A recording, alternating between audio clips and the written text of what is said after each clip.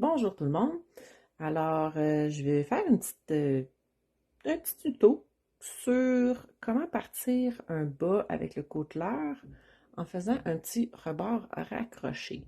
Si vous avez pris le cours de côteleur avec moi, donc vous connaissez bien toutes vos pièces, la manipulation des aiguilles et tout ça. Fait que c'est juste pour expliquer comment partir ça maintenant du départ. Alors, le vert est ma laine de rebut et le rose va être ma laine de travail.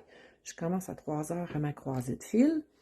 Je m'assure que toutes mes clapets sont bel et bien ouverts. J'arrête ça, je fais seulement un 3/4 de tour pour débuter, ce qui va me faire mon rang à l'endroit qui va me permettre de raccrocher.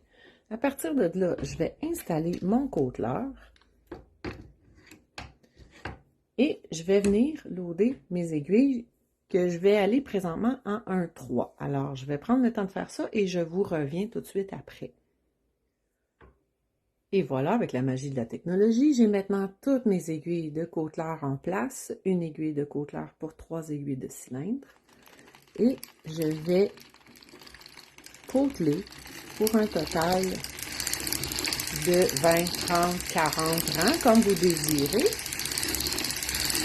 Pour ensuite retirer mes aiguilles de côteleur et faire mon rebord raccroché. Alors, quand on a une machine qui est bien équilibrée, qui est bien alignée, le côtelage se passe en douceur.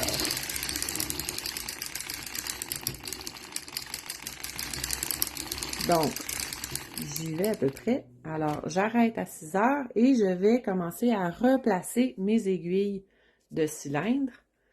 À quel point je vous retrouve, puis on va pouvoir voir le rebord raccroché rendu là. J'en suis maintenant à retirer ma dernière aiguille de côteleur.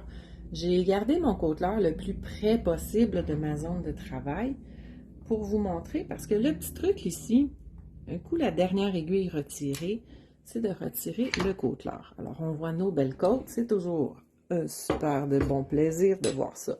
Mais là, il faut considérer qu'ici, à notre point de départ, on a déjà commencé notre rang à l'endroit. Alors, je vais vouloir faire seulement un 3/4 de tour ici pour arrêter à 6 heures, pour ensuite retirer mes poids et débuter mon rebord raccroché, parce que j'ai un rang à l'endroit ici et j'avais mon premier rang à l'endroit ici même. Alors, je vais pouvoir raccrocher mon rebord pour ensuite continuer à faire mon bas tout à l'endroit, à partir du talon, le pied et l'orteil pour en terminer. Puis on va avoir un rebord qui va être raccroché et côtelé, ce qu'on va voir à la toute fin. Mon rebord est raccroché. Je suis en train de commencer à tricoter. Alors, si c'était une soquette, on dirait 5 à 10 rangs avant de partir le talon. Si vous voulez faire un bas plus long, vous pouvez également. Alors, mon côtelage a été raccroché. Et puis, si j'arrête ici pour vous montrer le produit fini.